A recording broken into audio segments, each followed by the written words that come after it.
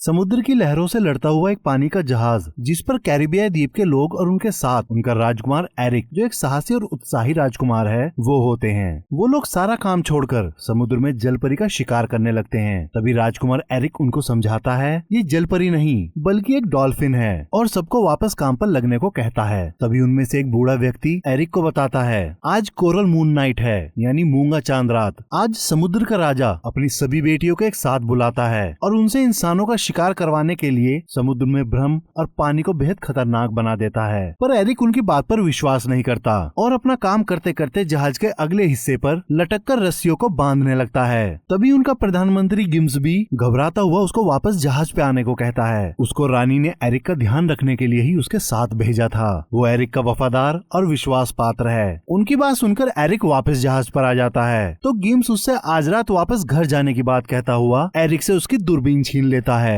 लेकिन तभी एक तेज लहर की वजह से दूरबीन गिम्स के हाथों में से निकलकर समुद्र में गिर जाती है और जिस जगह वो आकर रुकती है वो सच में जलपरियों का देश अटलांटिका होता है। और आज कोरल मून नाइट की वजह से सच में समुद्र के राजा ट्राइटन से उसकी बेटियां मिलने आती हैं। लेकिन वहाँ उसकी सबसे छोटी बेटी एरियल नहीं आती। तो ट्राइटन सेबेस्टियन से एरियल के बारे में पूछता है। सेबेस्टियन एक केकड़ा है और वो राजा का वफादार सेवक और सलाहकार है और ट्राइटन ने ही उसको एरियल पर नजर रखने के लिए कहा हुआ होता है। सेबेस्टियन राजा से कहता है मैंने सुबह ही एरियल को आज की सभा के बारे में याद दिलाया था। फिर वो ट्राइटन के आदेश पर एरियल को ढूंढने निकल जाता है। दूसरी तरफ एरियल को एरिक की दूरबीन मिलती है। एरियल एक बहुत जिज्ञासु और हठी जलपरी है और वो इंसानों और उनकी दुनिया के बारे में जानने के लिए हर समय उत्साहित रहती है। इसलिए वो समुद्र के अंदर इंसानों की चीजों को इकट्ठा करती रहती है, जिसके लिए वो अक्सर अपने सबसे अच्छे दोस्त फ्लाउंडर के साथ जहाजों के कब्रिस्तान जाया करती है। और वो उसी जगह होने की वजह से सभा में नहीं पहुंच पाई थी। वहाँ जहाजों के कब्रिस्तान में एरियल को एक कांटे वाली चम्मच मिलती है जिसको एक छोटा सा ट्राइडेंट त्रिशूल समझती है। तभी एक खतरनाक शार्क एरियल पर हमला कर देती है और शार्क के आईने के फ्रेम में फंस जाने की वजह से एरियल और फ्लाउंडर वहाँ से बचकर निकल जाते हैं। आगे जाके उनको एक दोस्त स्कटल, जो एक समुद्री पक्षी है, वो मिलता है। एरियल को जब भी कोई इंसानों की चीज मिलती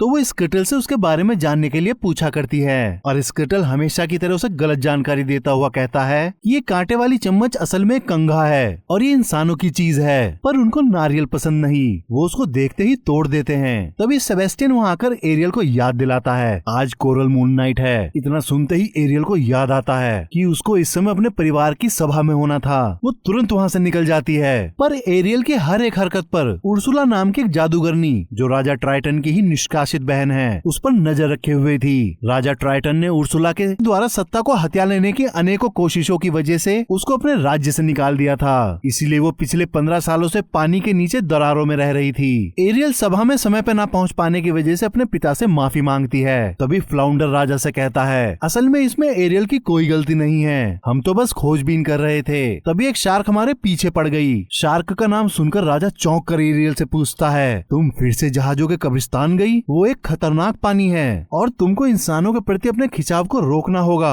तो एरियल उनसे कहती है मैं सिर्फ उनके बारे में जानना चाहती हूँ और आप भी तो हमको कभी सतह पर नहीं जाने देते। तो राजा ट्राइटन उसको याद दिलाता है इन्हीं इंसानों ने तुम्हारी माँ को मारा था और तुमको कुछ ना हो इसलिए मैं तुम्हें रोकता हूँ। लेकिन एरियल के फिर भी न मानने पर ट्राइटन गुस्से से कहता है जब तक तुम मेरे इस समुद्र में हो तब तक मेरे नियमों का पालन करो। एरियल दुखी होकर अपनी गुफा में आ जाती है जहाँ उसने चारों तरफ इंसानों की चीजों को ही सजा कर रखा हुआ होता है। उसको वो इंसानों का खजाना कहती है। एरियल का दिल और दिमाग हमेशा ही समुद्र की सतह पर चमकती हुई सूरज की रोशनी में जाकर इंसानों की दुनिया को देखने और उसका हिस्सा बनने के लिए उसकी तरफ खींचा रहता है और वो अपने मन की बात को अक्सर गाना गाकर कहती है। उसकी आवाज बेहद मनमोहक, आकर्षक, जो किसी को भी अपनी ओर खींच लेने वाली होती है, जैसे सायरन विच की होती है। फिर उसी रात उसको समुद्र की सतह पर अनेकों रंग बिरंगी रोशनियां दिखाई देती हैं। अब एरियल कहाँ रुकने वाली थी? वो सारे नियमों को तोड़कर समुद्र की सतह पर आ जाती है और वहाँ एक जहाज को देखती है। उस पर राजकुमार एरिक के लोग आतिशबाजियां कर रहे थे, जिसकी रोशनी ने एरियल को सतह पर आने पर मजबूर कर दिया था। असल में आज एरिक का जन्मदिन होता है, जिसकी वजह से वो सब उसका जश्न मना रहे होते हैं। एरियल चुपके से उनके जहाज पर चढ़कर उनको देख रही होती है। तभी ग्रिम्स एरिक को उन लोगों से अलग करके समझाता है कि उनको सबके साथ नहीं नाचना चाहिए, क्योंकि आगे चलकर उसको राजा बनना है। उनकी बात सुनकर एरिक उनसे कहता है तो आप चाहते हैं मैं अपने पिता की तरह सारी दुनिया से कट जाऊं और उस महल में अकेलेपन में फंस कर रह जाऊं?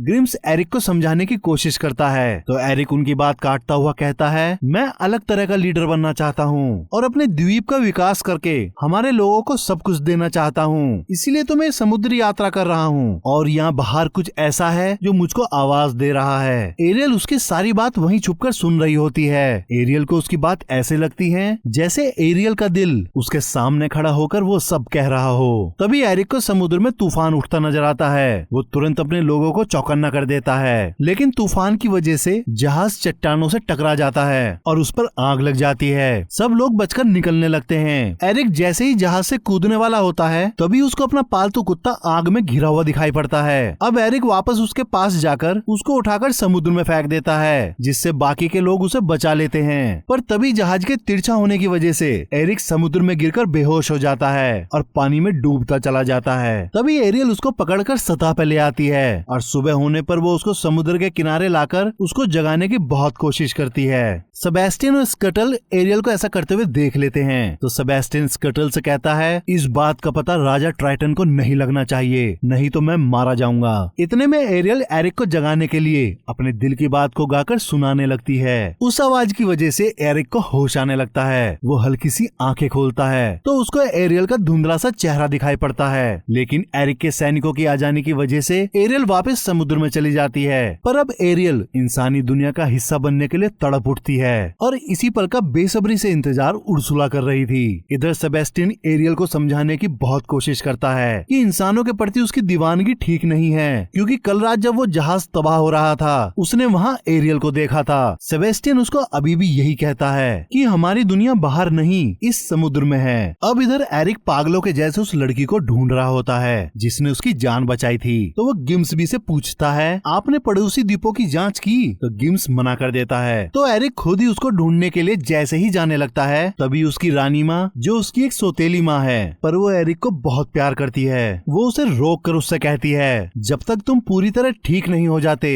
तब तक तुम अपना मन बहलाने के लिए किसी भी समुद्री यात्रा पर नहीं जाओगे। उनकी बात सुनकर एरिक रानी माँ को समझाता है, मैं ये यात्राएं सिर्फ इसलिए कर रहा हूँ जिससे मैं दूसरी संस्कृतियों तक पहुँचकर उनके तौर तरीके सीख सकूं, जिससे हम लोग इस विकास की दौड़ में पीछे न रह जाएं। तो रानी माँ एरिक को बताती है, समुद्र का देवता हमारे विरुद्ध है, क्योंकि पिछले कुछ तूफानों में हमारे 6 जहाज डुबो दिए हैं और हर बार मैं तुम्हारी जान को जोखिम में नहीं देख सकती, इसलिए अब तुम यहीं रहकर अपनी जिम्मेदारी निभाओगे। अब से सारी समुद्री यात्राएं बंद और उन सभी लड़कियों का पीछा करना बंद जो हकीकत में है ही नहीं। एरिक उनकी बात सुनकर चुपचाप वहाँ से चला जाता है। इधर समुद्र के अंदर ट्राइटन की बेटियां जहाजों के मलबे से हुए नुकसान को ट्राइटन को दिखाती है। ट्राइटन वो सब देखकर गुस्से से कहता है, इंसान लगातार हमारे पानी को दूषित कर रहे हैं, जिसकी वजह से महासागरों का जीवन संतुलन बिगड़ रहा है। वो पृथ्वी की सबसे खतरनाक प्रजाति हैं। एरियल उनकी बात सुनकर गुस्से से वहाँ से अचानक चली जाती है। उसके इस तरह से चले जाने की वजह से सब हैरान हो जाते हैं। तो ट्राइटन सेबेस्टियन से पूछता है कि एरियल का मन विचलित क्यों है और वो घंटों कहाँ गायब रहती है, क्या तुम मुझसे कुछ छुपा रहे हो? तभी सेबेस्टियन डर के मारे सारी बात बता देता है। ट्राइटन तुरंत एरियल की गुफा में जाकर उससे कहता है, तुमको उस इंसान को मरने देना चाहिए था, क्योंकि इंसानों ने ही तुम्हारी माँ को मारा था। तो एरियल उससे कहती है, उनको किसी एक इंसान ने मारा, सभी ने नहीं, और मैंने देखा है एरिक एक दयालु इंसान है। इस पर ट्राइटन गुस्से से उससे कहता है, वो एक इंसान है और तुम एक जल परी, और अब तुम उससे वादा करो तुम कभी भी उसको खोजने नहीं जाओगी। तो एरियल वादा करने से मना कर देती है। तो ट्राइटन अपने त्रिशूल को जागृत करके एरियल की गुफा में रखे इंसानी दुनिया की चीजों को तबाह कर देता है और वहाँ से चला जाता है। उसके जाते ही उर्सुला अपने ईल की मदद से पानी के बुलबुले में आकर एरियल को अपना परिचय देती है। तो एरियल उसको समुद्री चुड़ैल कहकर बुलाती है। उर्सुला समझ जाती है कि ट्राइटन ने उसकी असलियत एरियल को यही बता रखी है। तो वो फिर उससे कहती है, मैं यहाँ तुम्हारी मदद करने आई हूँ। तो एरियल उससे पूछती है, आप किस तरह से मेरी मदद कर सकती हो? तो उर्सुला उसको अपनी दरार में आने को कहती है। एरियल उसकी दोनों ईलों के पीछे चल पड़ती है। एरियल को अपनी गुफा से जाता देख सेबेस्टियन और फ्लाउंडर भी उसके पीछे चल पड़ते हैं। एरियल उर्सुला के पास पहुंचती है। वहाँ उर्सुला उसको बताती है, मैं बहुत लंबे समय से तुम पर नजर रखे हुए हूँ। तुमको इंसानी दुनिया में जाना है, जिसके लिए तुमको इंसान बनना होगा। तो एरियल उससे पूछती है, क्या ये सच में हो सकता है? तो उर्सुला उससे एक सौदा करती है कि वो उसको 3 दिन के लिए इंसान बना सकती है, लेकिन उसको तीसरे दिन सूरज डूबने से पहले अपने सच्चे प्यार को किस करना होगा। और अगर वो ऐसा कर लेगी तो हमेशा के लिए इंसान बन जाएगी, और अगर वो ऐसा नहीं कर पाई तो वो वापस जलपरी बन जाएगी और हमेशा के लिए उर्सुला की होकर रह जाएगी। उसकी ये सारी बातें सेबेस्टियन और फ्लाउंडर भी चुपचाप सुन रहे होते हैं। उर्सुला आगे उसको बताती है, इंसान बनने पर तुम पानी में सांस नहीं ले पाओगी और तुम्हारे पास जो तुम्हारा सायरन सॉन्ग है वो भी नहीं होगा। मैं तुम्हारी आवाज को अपने इस लॉकेट में संभाल कर रखूंगी। एरियल पहले तो उससे सौदा करने से इनकार कर देती है, पर उर्सुला के उकसाने की वजह से वो राजी हो जाती है और अपनी स्किन में से एक शैल तोड़कर उर्सुला को दे देती है। उर्सुला उसको अपनी जादुई कढ़ाई में डालकर एरियल से गाना गाने को कहती है। एरियल वैसा ही करती है तो उर्सुला उसकी आवाज को उसके गले से निकालकर अपने लॉकेट में कैद कर लेती है। तभी एरियल इंसान बन जाती है और सांस न आ पाने की वजह से सतह के ऊपर बढ़ने लगती है और सतह पर आते ही वो सांस लेती है। इन सब में उर्सुला एरियल के साथ धोखा करती है। वो एरियल के दिमाग से किस करने वाली बात को निकाल देती है। असल में वो यही चाहती थी कि एरियल हमेशा के लिए उसकी हो जाए, क्योंकि ट्राइटन की कमजोरी सिर्फ वही थी और वो एरियल की मदद से एटलांटिका की राजगद्दी हासिल करना चाहती थी। इधर समुद्र की सतह पर एरियल, सेबेस्टियन और फ्लाउंडर एक मछुआरे के जाल में फंस जाते हैं। वहीं नाव पर एरियल पहली बार अपने इंसानी पैर को देखकर खुश हो जाती है। मछुआरा एरियल को शरीर ढकने के लिए एक चद्दर देता है और सेबेस्टियन को पकड़कर अपने बॉक्स में बंद कर लेता है। फिर वो एरियल को सीधा राजमहल ले जाता है, जिससे उसके साथ आगे क्या करना है वो रानी जाने। राजमहल में पहुंचते ही वो लोग सबसे पहले एरियल को नहलाकर तैयार करते हैं। अब जैसे ही राजकुमार एरिक को पता चलता है कोई मछुआरा अनजान लड़की को राजमहल में छोड़ गया है, तो उसे देखने के लिए भागता हुआ उसके सामने पहुंच जाता है। लेकिन जैसे ही उसे पता चलता है कि एरियल बोल ही नहीं सकती तो एरिक उदास हो जाता है, पर वो अपने लोगों से उसका ध्यान रखने को कहकर वहाँ से चला जाता है। एरियल बस उसे देखती रह जाती है, पर अब उसको अपनी आवाज खोने का गम होता है। तभी सेबेस्टियन उसके पास आकर उससे कहता है, अब तुम बेफिक्र होकर जल्दी से अपना किस पूरा करो। एरियल सेबेस्टियन को भी किस कर लेती है, तो वो एरियल को उर्सुला की सारी बातें और शर्त को याद दिलाता है, पर एरियल को अभी भी कुछ याद नहीं आता। तो सेबेस्टियन समझ जाता है कि उर्सुला ने ही उसकी याद मिटा दी है और अब उसको शर्त वाली कोई बात याद नहीं है। फिर एरियल राजमहल में घूमती हुई राजकुमार एरिक के संग्रहालय में चली जाती है। वो जगह उसको अपनी गुफा से भी ज्यादा सुंदर लगती है। एरियल वहाँ रखी चीजों को देखने लगती है, तो सेबेस्टियन उसको वैसा करने से रोकता है, लेकिन तभी एरिक वहाँ जाता है। वो एरियल को वहाँ देखकर उससे बातें करता हुआ उसे बताता है कि ये कमरा अब छोटा पड़ रहा है और ये सारा सामान उसने समुद्र की यात्रा करके इकट्ठा किया है, लेकिन तुमको ये सब बेवकूफी से भरा हुआ लग रहा होगा। तो एरियल इशारे से उसको मना करती है। उसके बाद एरिक उसको एक समुद्री पत्थर दिखाता है। एरियल उस पत्थर को तोड़ देती है तो उसमें से बेशकीमती हीरो का टुकड़ा निकलता है। एरिक ये देखकर हैरान होकर कहता है, उसको तो कभी पता ही नहीं था ये इस पत्थर के अंदर था, तुम्हें ये सब कैसे पता? उसके बाद एरिक उसको दुनिया का नक्शा दिखाता है और बताता है उसको नई चीजों और सभ्यताओं को खोज करने का शौक है। एरियल उसकी तरफ देखकर मुस्कुराती है, क्योंकि कहीं ना कहीं एरिक बिल्कुल उसके ही जैसा था। उसके बाद एरिक उसको अपने द्वीप का नक्शा दिखाता है और द्वीप की सारी जगह अगले दिन दिखाने को कहता है। एरियल तुरंत हाँ में अपना सिर हिला देती है। तभी ग्रिम्स वहाँ आकर उसको बताता है, हम कल उस लड़की को ढूंढने जा रहे हैं, लेकिन रानी के आदेश की वजह से आपको यहीं रुकना होगा, पर मैंने आपके लिए घोड़े गाड़ी का चुपचाप इंतजाम कर दिया है। फिर अगली सुबह गिम्स उन दोनों को चुपके से घोड़ा गाड़ी दे देता है। एरिक एरियल को लेकर सैर पर निकल जाता है। सेबेस्टियन भी चुपचाप उनकी घोड़ा गाड़ी पर चढ़ जाता है। एरियल घोड़ा गाड़ी को पहली बार चलाती है। वो उसको अंधाधुंध दौड़ा देती है, लेकिन बकरियों के झुंड के सामने आ जाने की वजह से वो उसको रोक देती है। एरिक की अब तक हालत पतली हो गई थी।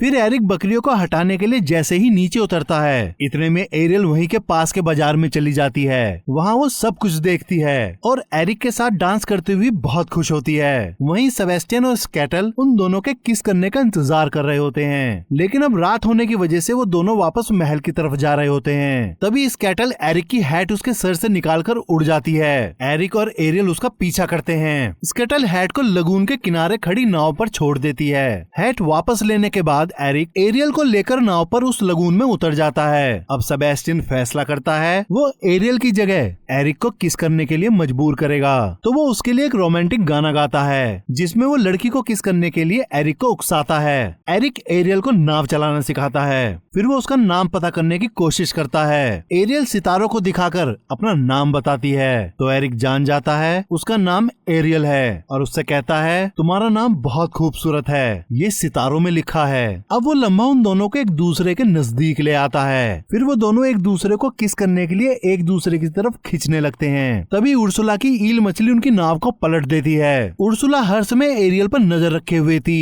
क्योंकि वो नहीं चाहती थी कि वो दोनों किस करें और अब ये सब दोबारा ना हो तो वो एक नया षड्यंत्र रचती है। इधर ट्राइटन को पता चलता है एरियल समुद्र में नहीं है तो ट्राइटन अपनी बेटियों से सातों समुद्र को खोजने के लिए कहता है। वो सभी अपने पिता का आदेश पाते ही वहाँ से निकल पड़ती हैं। ट्राइटन परेशान और उदास हो जाता है। इधर एरिक और एरियल वापस महल पहुँचते हैं। वहीं गिम्स एरिक को बताता है हमको आपको बचाने वाली लड़की अभी तक नहीं मिली, लेकिन क्या अभी भी उसकी खोज जारी रखें? एरिक उसको कुछ जवाब नहीं दे पाता तो गिम्स उसको एक सलाह देता है कि जो आपके सामने है आपको उसके बारे में ज्यादा सोचना चाहिए, ना कि उसके जो शायद है ही नहीं। एरिक उनकी बातों पर गौर करने के लिए रात में समुद्र के किनारे बैठकर गिम्स की सलाह पर विचार करने लगता है और एरियल को ही अपने प्यार के रूप में सोचकर महल की तरफ दौड़ लगा देता है। लेकिन तभी उसको वही गाना सुनाई देने लगता है जो गाना उसको बचाने वाली लड़की ने गाया था। एरिक उस आवाज का पीछा करता हुआ वापस समुद्र के किनारे चट्टानों के पास पहुंच जाता है। वहाँ एक बहुत सुंदर लड़की बैठी हुई गाना गा रही थी और वो और कोई नहीं बल्कि खुद उर्सुला थी। उसने अपने जादू से अपना रूप बदल लिया था। अगली सुबह एरिक उस लड़की को अपनी माँ और ग्रिम्स से मिलवाता है। क्योंकि अब एरिक उस लड़की के जादू की वजह से सम्मोहित था तो वो उससे शादी करने के लिए अपनी माँ से बताता है। तभी ग्रिम्स एरिक को टोकता हुआ उससे पूछता है क्या सच में तुमने यही फैसला लिया है? तभी वो लड़की बीच में बोल पड़ती है हाँ ये हम दोनों का फैसला है। एरिक तो मानो जैसे अपने होश में ही नहीं था। एरियल ये सारी बात सुनकर दुखी होकर समुद्र के किनारे चली जाती है। वहाँ उसको परेशान देखकर सेबेस्टियन उसको समझाने की बहुत कोशिश करता है। तभी स्केटल को उस लड़की का राज पता चलता है। वो तुरंत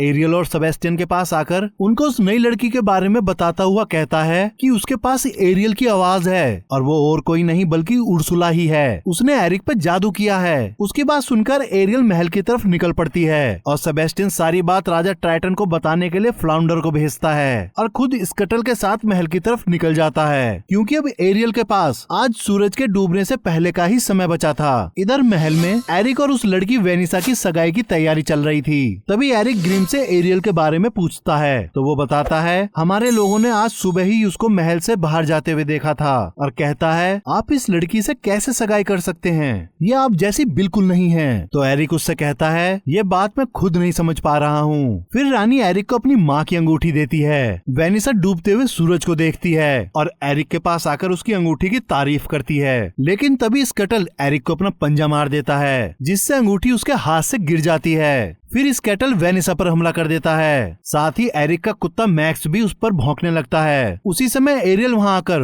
वेनिसा के गले से उसका लॉकेट छीन लेती है और उसे तोड़ देती है। उसके टूटते ही उसमें से एरियल की आवाज निकलकर वापस एरियल के गले में चली जाती है। एरिक ये सब देखकर समझ जाता है एरियल ही वो लड़की है जिसने उसको बचाया था। वो उसको ना पहचानने की वजह से उससे माफी मांगता है तो एरियल उसको बताती है इसमें तुम्हारी गलती नहीं, ये सब उस जादूगरनी के जादू की वजह से हुआ है। अब वो जैसे ही एक दूसरे को किस करने लगते हैं तभी एरियल जलपरी बन जाती है क्योंकि सूरज डूब चुका था, जिसकी वजह से वेनिसा हंसती है और कहती है तुमको देरी हो गई और अपने असली रूप में आकर सब पर हमला करके एरियल को लेकर समुद्र में कूद जाती है और एरियल से कहती है तुमने शर्त को पूरा नहीं किया इसलिए तुमको मेरे साथ ही रहना होगा। तभी राजा ट्राइटन उन दोनों के सामने आकर उर्सुला से एरियल को छोड़ने को कहता है पर उर्सुला ऐसा करने से मना कर देती है तो ट्राइटन उस पर अपना त्रिशूल से हमला करता है, जिससे उर्सुला पर कोई असर नहीं होता। तो वो बताती है, हमने एरियल के खून को साक्षी मानकर एक सौदा किया है जिसको तुम भी नहीं तोड़ सकते।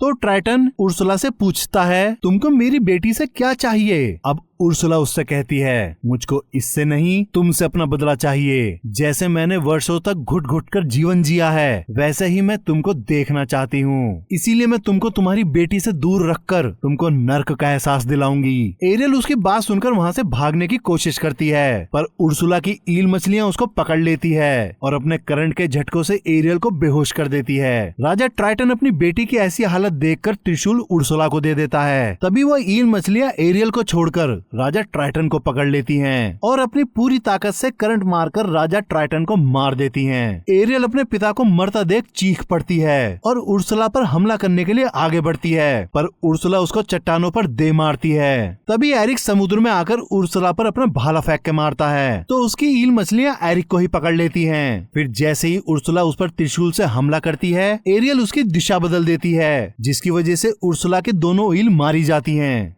उन्हें मरा देख उर्सुला गुस्से से पागल हो जाती है और अपना विकराल रूप बनाकर समुद्र की सतह पर आकर उन दोनों पर हमला कर देती है। उस हमले से वो दोनों बच जाते हैं, तो उर्सुला पानी का भवंडर बना देती है, जिसकी वजह से समुद्र के अंदर डूबे हुए जहाज ऊपर सतह पर आ जाते हैं। इससे पहले उर्सुला एरिक को मारती, एरियल एक जहाज को उर्सुला की तरफ मोड़ देती है, जिससे उस जहाज का अगला नोकीला हिस्सा उर्सुला के शरीर में घुस जाता है और वो मरकर वापस समुद्र में चली जाती है। तभी एरियल को अपने पिता का त्रिशूल दिखाई पड़ता है। वो उसे पकड़ने के लिए उसके पीछे जाती है। अब जैसे ही वो त्रिशूल पानी में चट्टान से टकराता है, तो त्रिशूल अपनी ताकत से राजा ट्राइटन को फिर से जिंदा कर देता है। एरियल त्रिशूल वापस अपने पिता को देती है, तो उसका पिता उससे कहता है, तुम मुझको फिर से जिंदा करने के लिए उस चुड़ैल से लड़ी। तो एरियल उनसे कहती है, मैं अकेले नहीं थी, एरिक ने मेरा साथ दिया। अब ट्राइटन एरियल को वापस अटलांटिका ले जाता है। इधर एरिक वापस किनारे पर आता है, तो उसको एरियल के कपड़े मिलते हैं। वो पागलों की तरह ग्रिम्स से जहाज निकालकर एरियल को ढूंढने के लिए कहता है। तभी रानी माँ उससे पूछती है, उसके बाद क्या करोगे, और उसको समझाती है, हमारी दुनिया उनकी दुनिया के साथ रहने के लिए नहीं बनी। तो एरिक उनकी बात को समझता हुआ बड़े दुखी मन से एरियल के कपड़ों को वहीं समुद्र में छोड़ देता है। अब एरियल रोज किनारे पर आकर एरिक के राजमहल को देखा करती है। फिर एक दिन राजा ट्राइटन सेबेस्टियन से कहता है, मैंने अपनी बेटियों को खुश देखने के लिए अपनी पूरी ताकत लगा दी। इस पर सेबेस्टियन उनसे कहता है, शायद पूरी नहीं लगाई। तो ट्राइटन उससे कहता है, एरियल एक अलग जिंदगी चाहती है। इस पर सेबेस्टियन जवाब देता है, उस जिंदगी के बारे में उसने पहले ही आपको बता दिया था। अब ट्राइटन उसको बताता है कि अब बस एक समस्या है कि एरियल मुझको बहुत याद आने वाली है। सेबेस्टियन कुछ समझ नहीं पाता। तभी राजा ट्राइटन अपने त्रिशूल की शक्ति से बड़े दुखी मन से एरियल को वापस इंसान बना देता है। एरियल को महल में देख एरिक खुशी से उसको गले लगाकर किस करता है। अगले ही दिन रानी माँ उनकी शादी करवा देती है और एरियल से कहती है, आप दोनों की शादी हमारी दुनिया के लिए एक नई शुरुआत है, और एरिक को दुनिया एक्सप्लोर करने की इजाजत दे देती है। एरिक हैरान होकर एरियल की तरफ देखकर कहता है, तुमने मेरी माँ के साथ क्या कर दिया, वो मान कैसे गई? उसकी बात सुनकर सब हंसने लगते हैं। एरियल अपने दोस्तों से विदाई लेते हुए अगली कोरल मून नाइट पर सभा में मिलने का वादा करती है और एरिक के साथ अपनी समुद्री यात्रा के लिए चल पड़ती है। तभी राजा ट्राइटन अपनी बेटी के पास आकर उससे कहता है, मैं हमेशा तुम्हारे लिए यही हूँ, और उसके साथ में उसका सारा परिवार भी होता है। वो सब भी सतह पर आकर उसको विदा करते हैं। एरियल उन सबको देखकर इमोशनल हो जाती है और अब पहली बार उसकी आंखों से आंसू गिरता है। उसके आंसू को देखकर हंस एंडरसन की एक बात याद आती है कि एक जलपरी के पास आंसू नहीं होते और इसलिए वो सबसे अधिक पीड़ित होती है, और ये कहानी यहीं खत्म हो जाती है। आशा करता हूँ कि आप सभी को ये एक्सप्लेनेशन पसंद आई होगी। और भी मूवी के एक्सप्लेनेशन सुनने के लिए आप हमारे इस चैनल को लाइक करें, सब्सक्राइब करें और साथ ही बेल आइकन दबाना ना भूलें।